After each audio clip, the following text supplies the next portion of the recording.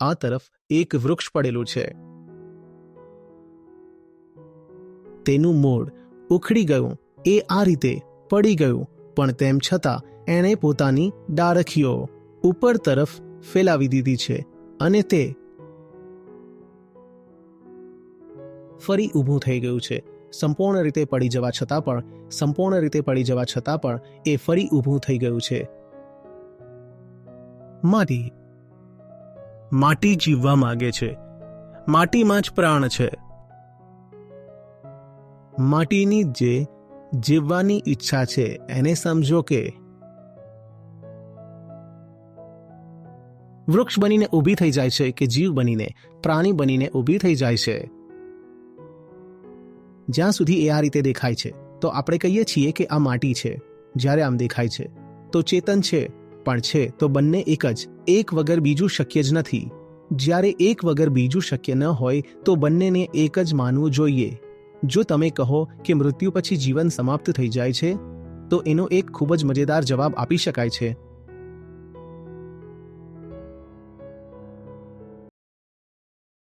આ આટલા બધા પાંદડાઓ પડેલા છે ને, આ અહીં વૃક્ષ પડ્યું છે.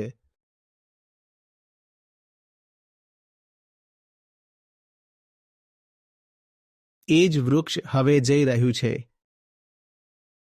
માટીમાં.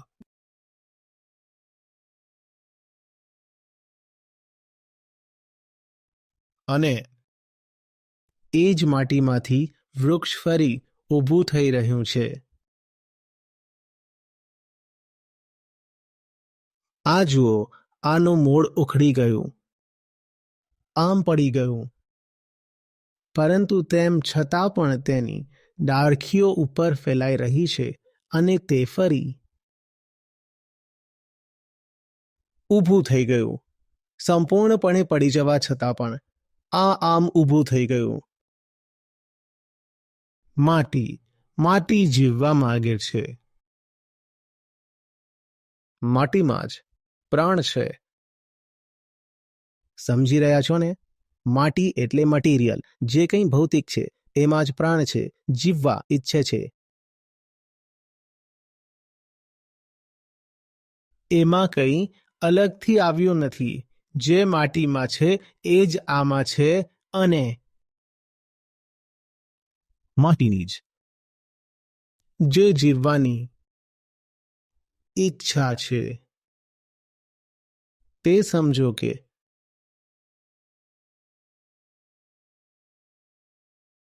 વૃક્ષ બનીને ઊભી થઈ જાય છે કે જીવ બનીને, પ્રાણી બનીને ઊભી થઈ જાય છે. તો જ્યારે આપણે કહીએ છીએ ને નેચર એટલે માત્ર એ જ નહીં કે જે દેખાય છે. નેચર એટલે એ પણ છે. પ્રકૃતિ એટલે એ પણ છે જે એને જોઈ રહ્યો છે.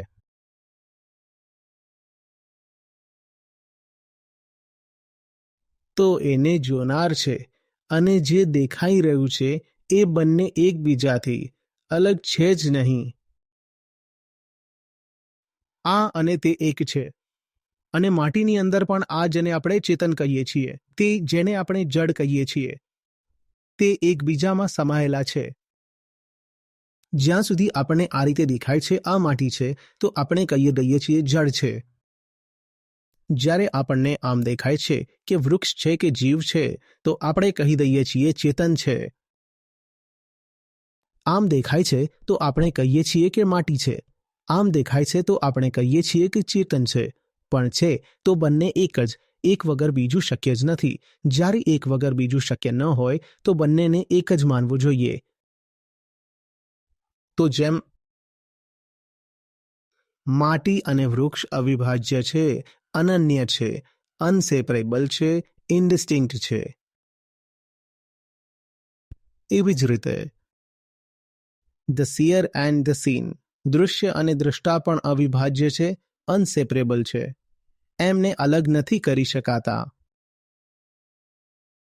એ બંને એક છે. તો પછી અહંકાર શું છે?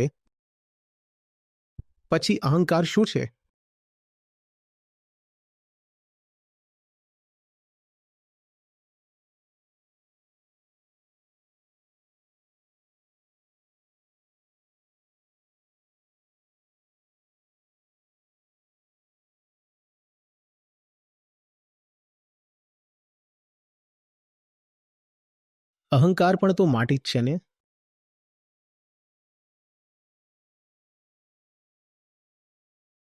અહંકાર અને માટી બે અલગ વસ્તુઓ નથી.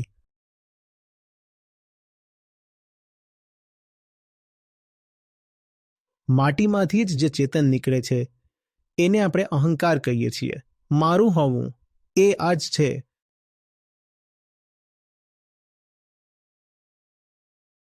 એ ભ્રમ છે જે ભિન્નતા રહે છે.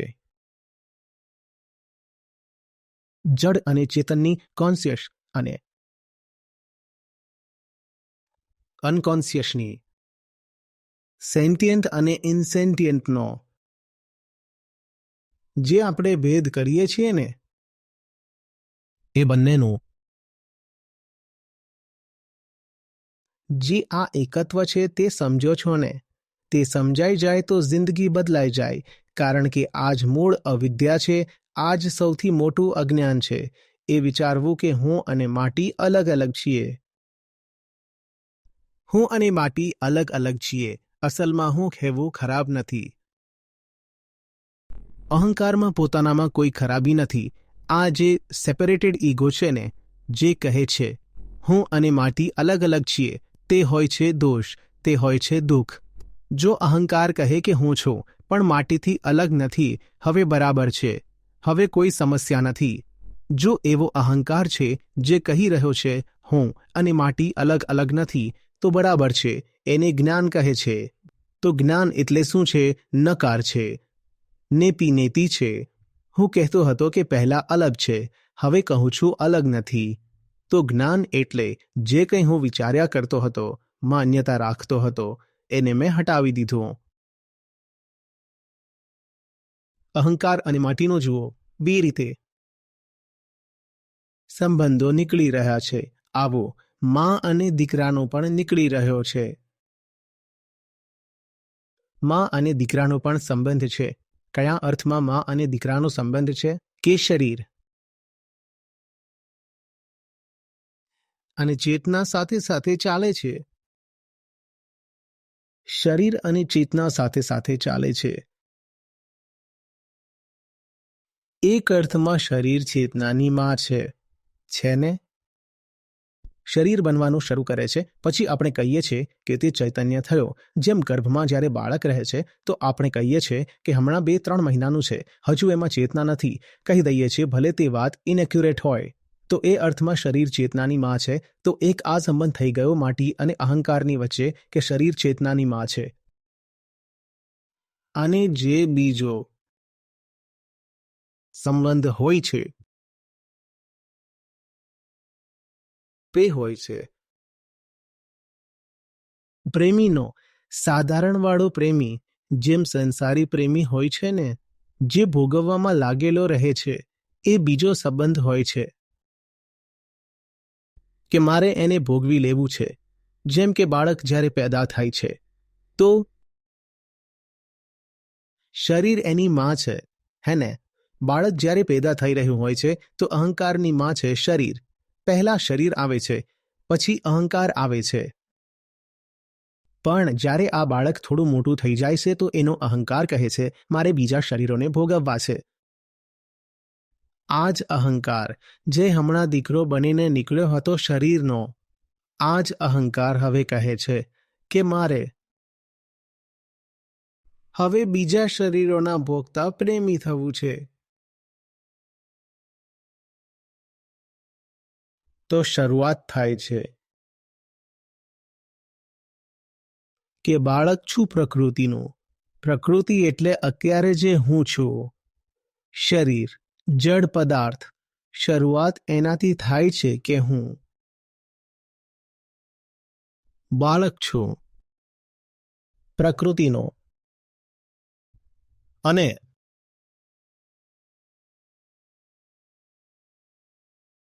શરીર આવ્યું. માની લો કે ગર્ભમાં શરીર આવ્યું, તો હવે શરીરમાં છે અને અહંકાર એનું બાળક છે. શરીરમાં છે અને અહંકાર એનું બાળક છે. શરીર પહેલા આવ્યું, આપણે કહીએ છીએ, અહંકાર પછી આવ્યો. હવે આજ થોડો મોટો થઈ જશે 20 વર્ષ પછી. તો આ જ અહંકાર કહેશે કે મારે બીજા શરીરોને ભોગવવા છે. એ જ શરીર જે પહેલામાં હતું, એ જ શરીર જે અહંકાર માટે પહેલામાં હતું, એ જ શરીર અહંકાર માટે શું બની જશે? પ્રેમી કે પ્રેમિકા, એવી પ્રેમિકા જેને એ ભોગવવા ઈચ્છે છે. તો આ બે પ્રકારના સંબંધો હોય છે. આ બંને પ્રકારના સંબંધો જે હોય છે એ અજ્ઞાનના સંબંધો છે, કારણ કે બંનેમાં એમનો સાચો સંબંધ સમજવામાં નથી આવતો. એમનો સાચો સંબંધ એ છે કે આ બંને એક છે. જ્યારે અહંકાર કહે છે કે હું શરીર રૂપી માનો દીકરો છું, તો તે ખોટું સમજી રહ્યો છે. તું દીકરો નથી. દ્વૈતમાં, ડુઅલિટીમાં કોઈ કોઈનો દીકરો નથી હોતો. દીકરો હોવાનો અર્થ એ હોય છે એક પહેલા આવ્યા, એક પછી આવ્યા. બાપ પહેલા આવ્યો, દીકરો પછી આવ્યો. દ્વૈતમાં બંને છેડા એક સાથે આવે તો દીકરો બીકરો નથી હોતો, કારણતા નથી. ડુઆલિટી, કોઝાલિટી નથી હોતી, કારણતામાં હંમેશા સમય હોય છે. એક પહેલા આવે છે, એક પછી આવે છે. દ્વૈતમાં બંને એક સાથે આવે છે. એકનું હોવું બરાબર એ જ સમયે બીજાના હોવા પર આશ્રિત છે. તો જે પહેલો ભ્રમ હોય છે તે એ છે કે શરીર અહંકારની માં છે. આ પણ ખોટો જ છે સંબંધ. અને જે બીજું અજ્ઞાન હોય છે તે એ હોય છે કે અહંકાર શરીરનો ભોગતા છે. તો માં સાથે જે સંબંધ છે અહંકારનો તે પણ ખોટો છે, અને પ્રેમિકા સાથે જે એનો સંબંધ છે તે પણ ખોટો છે, કારણ કે બંનેમાં જ એક અલગતાનો ભાવ પેદા કરવામાં આવે છે. બંને જ માની રહ્યા છે કે અમે છીએ તો અલગ અલગ, તો અમે અલગ અલગ. માં પહેલા આવી પછી હું આવ્યો, તો અમે બંને અલગ અલગ છીએ. અને તે મારી પ્રેમિકા છે, તે મારાથી અલગ છે, તેથી જ તો હું એને ભોગવીશ, તો મને કંઈક પૂર્ણતા મળશે. હે ને? તે એક અલગ વસ્તુ છે. હું એને ભોગવીશ તો મને કંઈક પૂર્ણતા મળશે. તો આ બંને જ ખોટા સંબંધો છે. તો સાચો સંબંધ શું છે? સાચો સંબંધ એ છે કે જોઈ લેવામાં આવે કે માટી અને ચેતના એક છે. શરીર અને અહંકાર એક છે, અલગ અલગ છે જ નહીં. શરીર અને અહંકારને એક જોવાનો અર્થ થાય છે કે હવે હું અહંકાર બનીને નથી જોઈ રહ્યો. હું શરીર અને અહંકાર બંનેને જોઈ રહ્યો છું, તો હું અહંકારનો પણ દ્રષ્ટા બની ગયો. સામાન્ય રીતે દ્રષ્ટા કોણ હોય છે? અહંકાર. પણ હું અહંકારને પણ જોઈ રહ્યો છું, તો હું અહંકારનો પણ દ્રષ્ટા થઈ ગયો. હવે અહંકાર દ્રષ્ટા નથી, હું અહંકારનો પણ દ્રષ્ટા બની ગયો. એને જ સાક્ષીભાવ કહે છે. સાક્ષીત્વનો અર્થ થાય છે હું એ દ્રષ્ટા નથી જે દ્રશ્ય જોઈ રહ્યો છે, હું તે દ્રષ્ટા છું જે દ્રશ્ય અને દ્રષ્ટા બંનેને એક સાથે જોઈ રહ્યો છે. એવા દ્રષ્ટાને સાક્ષી કહે છે. તો તે આપણે છીએ, તે આપણો સ્વભાવ છે. સ્વભાવ છે. ફક્ત એને નથી જોવાનું, એને જોવાવાળાને પણ સાથે એને જોઈ લેવું. અને જો આપણે સ્વભાવમાં નહીં જીવીએ તો બહુ સમસ્યા આવે છે, જેનું નામ દુઃખ છે. શું સમસ્યા આવે છે? સમસ્યા એ આવે છે કે આપણે આ બંનેને અલગ સમજતા રહીશું, સતત અલગ સમજતા રહીશું. આપણને લાગશે કે શરીરથી અલગ કોઈ વસ્તુ છે અહંકાર, અને એ અજ્ઞાનનો જબરદસ્ત રૂપ આ લોક ધાર્મિક ભ્રાંતિમાં જોવા મળે છે. શરીરથી અલગ કોઈ જીવાત્મા જેવી વસ્તુ છે. આ ફિલોસોફિકલ એરર છે, ન સમજવાનું પરિણામ છે. શરીર અલગ છે, જીવાત્મા અલગ છે. પછી બાબાજી લોકો વાતો કરે છે ડિસએમ્બોડીડ બીઇંગ્સ. આ પ્રકારની વાતો કરે છે. ડિસએમ્બોડીડ બીઇંગ્સનો શો અર્થ છે એ જ ને કે શરીરથી અલગ કંઈક હોય છે, પછી એમાં બધું જ આવી જાય છે. એમાં સારી શક્તિઓ આવી જાય છે. જે શરીરથી અલગ છે એમાં ખરાબ શક્તિઓ, ભૂત પ્રેત આવી જાય છે જે શરીરથી અલગ છે. અને આ બધી વાતો એક ફિલોસોફિકલ ગેરસમજ કે ખોટો અર્થઘટન કે અજ્ઞાનનો પરિણામ છે. તમે સમજી જ નથી રહ્યા. તમે જડ અને ચેતનનો સંબંધ જ નથી સમજી શક્યા. તમે સમજી જ નથી શક્યા કે ચેતન અને જડ જ્યાં પણ હશે ભેગા એક સાથે હશે. અને જો બંને એક સાથે હશે તો દ્રશ્ય અને દ્રષ્ટા પણ એક છે. અને આ સમજતા જ તમે આ ભ્રમથી આઝાદ થઈ જાઓ છો કે આ જે દ્રશ્યમાન પ્રકૃતિ છે એને ભોગવીને મને કોઈ પણ પ્રકારની સંતુષ્ટિ મળી શકે નહીં, કારણ કે તે જે છે તે તમે જ છો. તે અને તમે એક છો.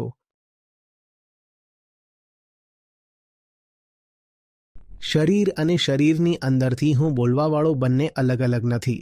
તો એટલે જ્યારે શરીર બળે છે તો શરીર જે હું વગેરે બોલી રહ્યું હોય છે તે વસ્તુ પણ સમાપ્ત થઈ જાય છે. ના શરીરની અંદર કોઈ ખાસ બેઠો છે હું બોલવાવાળો, અને ના શરીર બળી ગયા પછી તે હું બોલવાવાળો કોઈ ખાસ બચે છે. હા, તે જે રાગ છે ને, જે શરીર બળ્યા પછી બચે છે રાગ, તે રાગ હજુ પણ જીવિત છે. જો તમે કહો તો શું મર્યા પછી જીવન સમાપ્ત થઈ જાય છે, તો એનો એક બહુ મજેદાર જવાબ આપી શકાય છે કે જે એકદમ સાચો હશે, ગહન જવાબ હશે. શરીર મર્યા પછી પણ જીવન બચી રહે છે. કેવી રીતે બચી રહે છે? તે રાખ પણ જીવતી છે, કારણ કે માટીમાં પ્રાણ હોય છે, કારણ કે જડ અને ચેતન એક છે. તો કોઈ બોલે કે મર્યા પછી આપણે ક્યાં જઈશું? ક્યાંય નહીં જશો, તમે રાખમાં જીવતા છો હજુ. પરંતુ એનો અર્થ એ નથી કે નીકળીને આમ તેમ ફરશો. જુઓ, ક્લાઇમેટ ચેન્જ અને જીવાત્માનો સિદ્ધાંત આ બંને એકદમ એક વાત છે.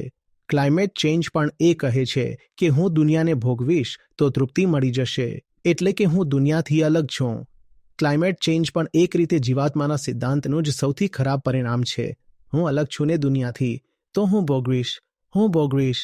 હું ચેતન છું, દુનિયા જડ છે, હું દુનિયાને ભોગવીશ.